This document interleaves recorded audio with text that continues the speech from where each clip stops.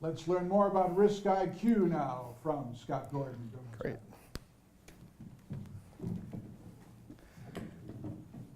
Good morning, everyone.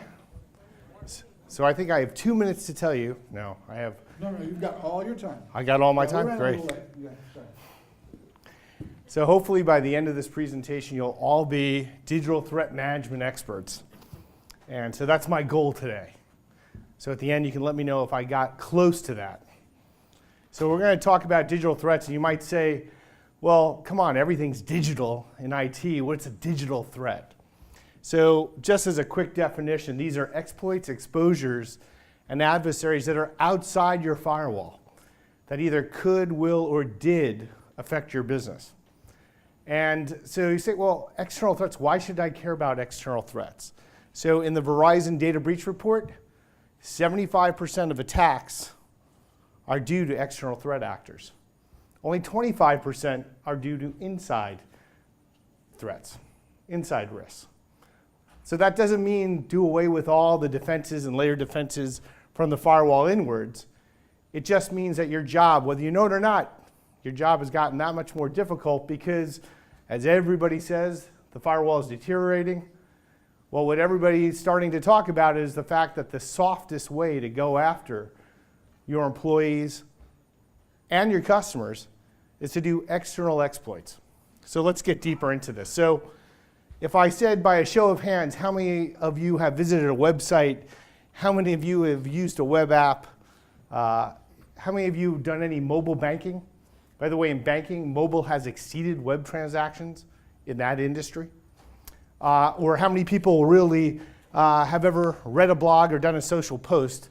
Probably 90% of you would be raising your hands. And organizations, large enterprises, small enterprises, everybody's doing this business transformation. They're making investments to make apps that much better. So I get into an accident, car accident. I have a mobile app that I'm taking pictures of my own car. They're doing all this. It's all through mobile. I'm not even engaging anybody at the insurance agency anymore. They only come out for special occasions. Same thing for homeowner insurance. Same thing for pretty much everything is going digital. They want to get more connected with the customer. So guess what? The threat actors are making the same investment. In fact, they're using the same level of sophistication that your best marketers in your organization are using. So that means they're doing targeted attacks. So we talked, the other gentleman, I think from Trend Micro, talked about lateral movement inside your network. Guess what? Now we're talking about going after your customers and your employees in a highly targeted way. And a good amount of time, this is outside the purview of conventional IT security visibility. So these are all external threats: ransomware, phishing, malware, domain infringement, typo squatting, fake social posts. So if you're one of those gentlemen that were up here, they're all name brand customers. They all have big brands. Guaranteed you, they're all facing these sort of questions. And I would venture to say that even mid-tier now is starting to get the impact of digital threats. Primarily what they're doing is they're basically impersonating trusted brands to get sensitive information, to get credentials, to get financials. In fact, with the latest Equifax breach, if you were potentially breached, you can apply for monitoring services, right? And believe me, I took 2 steps to make absolutely sure that email I got from Equifax was really from Equifax. But the general population doesn't do this. The general population in mobile actually quickly downloads apps and then discovers whether or not that app actually came from the vendor they thought it was from. So these are what we're talking about. And again, they make up 75% of the threats that you as a CISO, as a VP, as a director of IT, if you're running incident response, you need to be aware and be cognizant of the external threat actors that are impacting your organization. So the adversary today doesn't really have to attack your firewall. They're going after unmonitored, unknown, digital external facing assets. So if you're a small company, I spoke to a gentleman just this morning, you're a small company, you probably know, hey, this is my web server, it's managed by this service provider. We don't do a lot of things, but as you grow, you're a bigger company, you're using affiliates, you're outsourced your advertising, you're running multiple sites in multiple countries. This is just web alone. All of a sudden, the problem gets way more complex. I can imagine if I'm one of the guests up here that if I have mobile apps and multiple mobile apps, I'd like to know if they're being actually hijacked, if they're actually going to be offered by others that have no rights to reference my app or use my app. Same with my likeness on the web and mobile. Or if I'm getting phishing attacks, a lot of people would say, well, wait a second, if I get a phishing attack, my firewall will just handle that. Not if it's a new targeted attack. They've never seen it before. Or you could say, well, I have a vulnerability scanner. My vulnerability scanner is going to pick up all my assets. Well, actually, vulnerability scanners, more times than not, do not pick up external-facing assets unless they absolutely know the IP. And not only that, but they're not going to pick up the websites of your affiliates, the websites of your partners, some of the outsourced cloud service providers, the advertising agencies. And you say, well, that's not a big risk. Let me tell you, you have an outsourced ad agency, they put up a big ad campaign, they didn't take it down, they didn't notify IT, it's actually a vulnerable site that's making a water hole event. These things actually can and do happen. So Risk IQ, we're focused on this problem. To give you an idea of the problem, we recently did a research on the FTSE 30, the top 30 companies in the UK, just to assess against GDPR. So if I have a website, I do business with that citizen, it's not just about how do I store that data and manage that data, that PII data, but it's also how do I collect it. So if I collect it by insecure means, I actually have a risk of facing a big fine up to X% of my total revenue. So we actually found that 34% are actually collecting PII data insecurely. That's not an insignificant number, and that's just the top 30. Give you an idea of the scope. If you're running a big organization, more likely you're going to find digital assets that are connected to you that are not under proper management or security. So if we're talking about security outside the firewall, it's three areas. First of all, I already said from the data breach report, this is 2017, 75% of data breaches are due to external threat actors. The other aspect is 74% of those respondents could not identify the external threat affecting their organization. And this is a little more challenging. Only 70% had the means to track or understand their digital attack surface.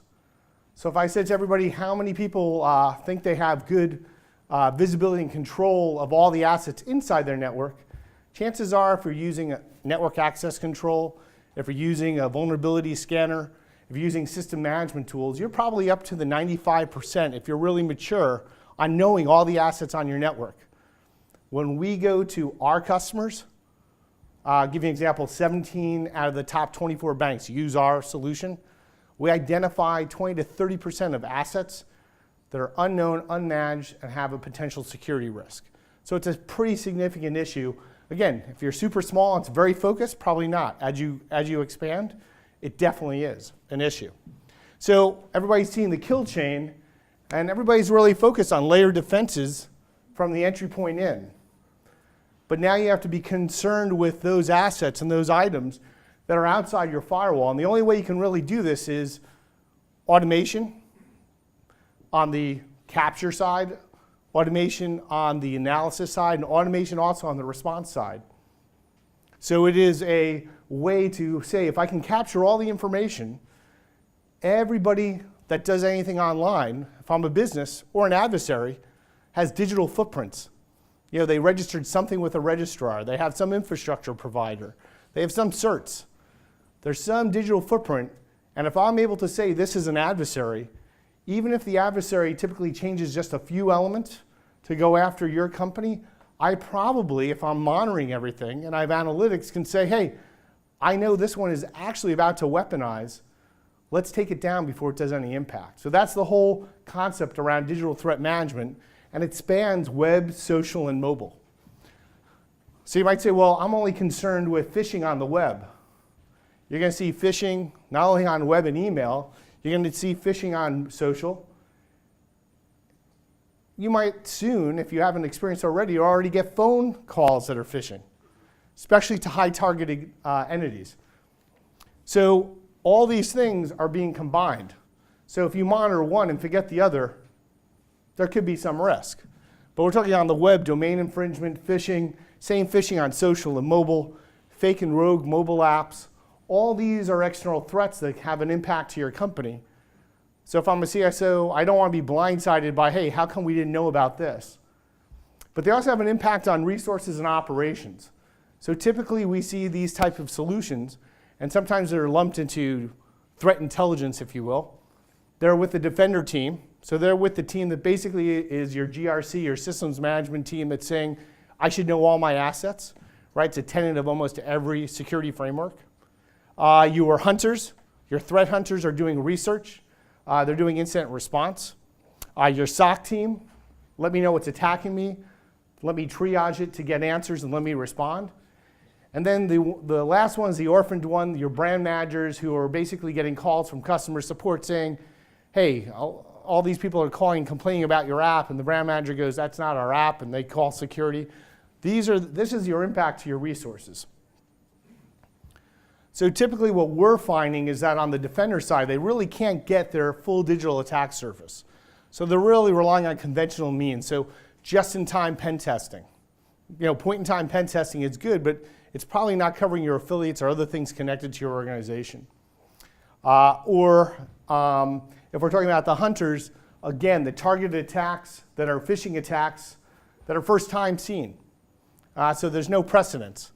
So it's an after the fact, whether your firewall or a reputation service catches up to that.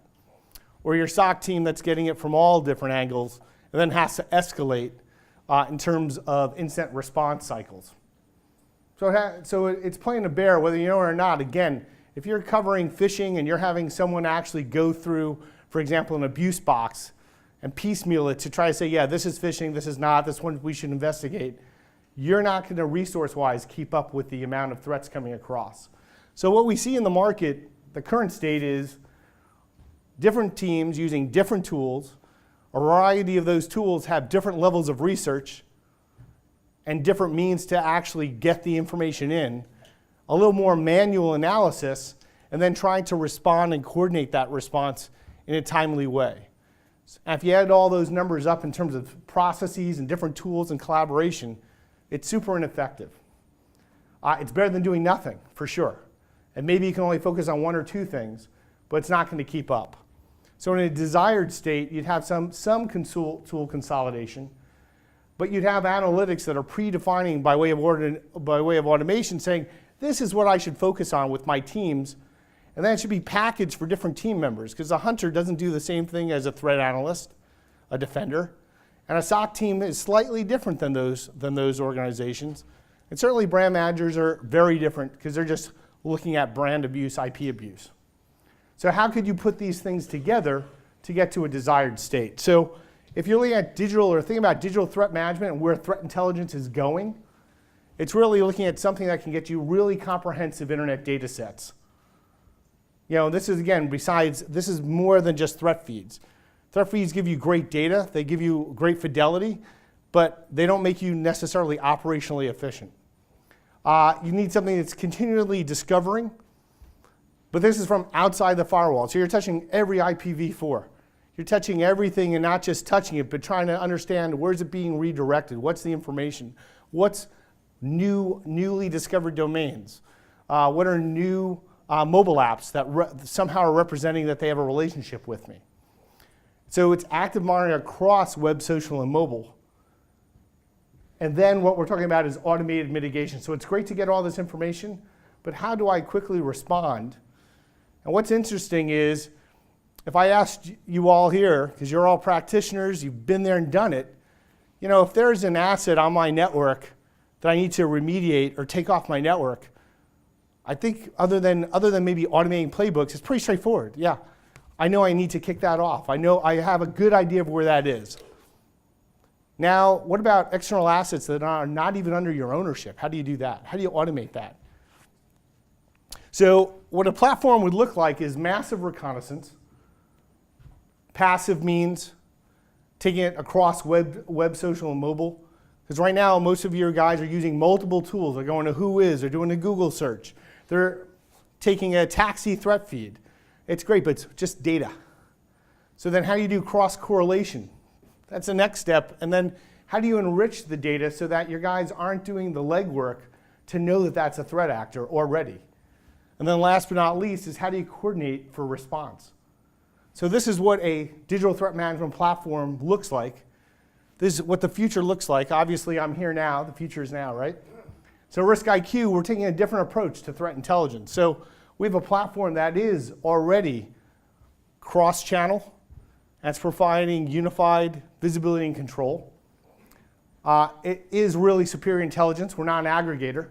You can add to us, but we're already gathering all this information. In fact, some of our information is used by some of the top security vendors that are in this room, actually. And then we have a solution suite. So we've prepackaged solutions specifically to each one of those departments for their use case. So this way they can get more efficiency done and not just use a generalized tool. So in our platform, we capture massive amounts of information in a really cool way. One of the ways we do it is with virtual user web crawling technology. So we're actually going out like your grandma and your mom and your brother from all over different parts of the world, using different browsers, different response rates, and actually also through different networks, public networks, cable networks, private networks, gathering all this information. So when we touch your website, we're doing it just like a user would. In fact, we're doing it just like a threat actor would. In fact, when we go after threat actors, they don't know us from anything else. So we're just another user touching them. We're gathering all this information. In fact, we have relationships with the top 7 social networks. We're gathering that information. We're gathering information from mobile providers. Besides, I think, the top 200 web app stores, over 20,000 mobile apps. All that's brought in, and then we're doing correlation. We're doing all the fancy stuff like data scientists. They're basically just making better algorithms. So we're getting derived data besides basic data. So now instead of going to multiple tools to go after and correlate internet data sets, your guys have it at their fingertips. And instead of doing still manual labor to know this is a threat, this is a scam, this is a phish, our derived data automatically tells them that. So now when you have an asset that's web exposed with the same CVE as an internal asset, probability is that external asset is the one you need to focus on, but now you know where to go, who to see, and what's the issue. So the same visibility and control that you had internally, now you can extend that to outside the perimeter. So we're doing that in a curated environment, so you get a lot of collaboration benefit. And then again, we're delivering it in specialized tools. So we have one product, just to give you an idea of where this is going, and not all of this may be of interest to everyone, or that maybe you're in one department and you say, hey, I thought about this, is it now available? So we have one solution, it's a digital footprint. In fact, our digital footprint and our threat research product, you can actually go to our website, use it for free. So we have our entry-level products for free, which means we get the benefit of crowdsourcing too. So we have a digital footprint that tells you all the external facing assets that are connected or have a relationship to your organization. We even do it in a way where you get a full inventory. So it's just like a CMDB, but for external facing assets, and it even integrates with stuff that you already have. We have external threats product that tells the SOC people, this is what's attacking me, and all the details to triage that attack, and then to automate a response to that phish, to update the internal firewall, or to update Google Safe Browse, for example. And then we also have our threat research product that allows a researcher to say, hey, here's an artifact within my infrastructure that I want to know more about, or an external exploit, and instantly get that cross-correlated data. So this gives you an idea of what the footprint looks like. Besides this really cool graph, you also can drill in and filter and get right to problems. Gives you an idea of what external threats are, but again, you're able to immediately identify the threat actor, the abuse. And what's cool is normally if I'm a researcher, I have to bring up some virtual systems and go research it because I don't want to kill my own system. We already have that sandbox. You're already seeing everything that the end user would see, and you're getting all the details of where things are being redirected. So it's already pre-correlated for you, and it's only relevant to you. And the last thing is passive total. We have about 25,000 security analysts using this every day to do research on external threats without having to go to multiple data types, do cross-correlation. So we're cutting down the time to understand and respond. So there's a lot of cool business value. So hopefully every security vendor you hear from says at least three or four out of these, but we really do reduce operational and security reputational risk. So it's not just protecting your consumers, it is about protecting your org. We can optimize resources. Again, what we found, and this is through Tech Validate, we're looking at optimization that's not 10% or 20%, but orders of magnitude increase in responding to digital threats. And last but not least, as a reference to GDPR, we're actually able to find some compliance issues very quickly. You might say, okay, what's a compliance issue? Well, another compliance issue is maybe I'm a brokerage firm, I have affiliates, and I need to have some text underlying certain web pages on every web page that's disclaimers. To try to do this in a global way through affiliates, almost impossible. Or I have struts. I want to know today, within hours, how many external facing assets would be susceptible to struts across my organization around the world, even affiliates. Without gathering this information, it's almost impossible to do by any manual means. So we've been doing this since 2009. So almost every market benefits from digital threat management, whether you're financial, healthcare, manufacturing. It pretty much comes down to, do you at least have some resources in-house? You know, if you only have one security analyst, maybe they just want to do some threat research, but you need to have some substance. Do I have a brand? Am I compliance oriented? Am I concerned about things attacking me from the outside? Do I have a mature model? Those are the type of customers that typically work with us. And again, we have about 220 customers we've been recognized in the industry. In fact, Gartner's coming out with some coverage, EMA, besides Forrester. So this space is taking off. It's a derivative of just traditional threat intelligence. And this is where the market's coming. So hopefully, I gave folks an idea of what is digital threat management and where it's going. I'll just leave the last leave behind. In terms of getting results, which really requires automation and optimization, the three areas are to start, know your digital attack surface, because if you don't know what you have or what's at risk, you can't really take action, you're always in reactive mode. Actively monitor those assets.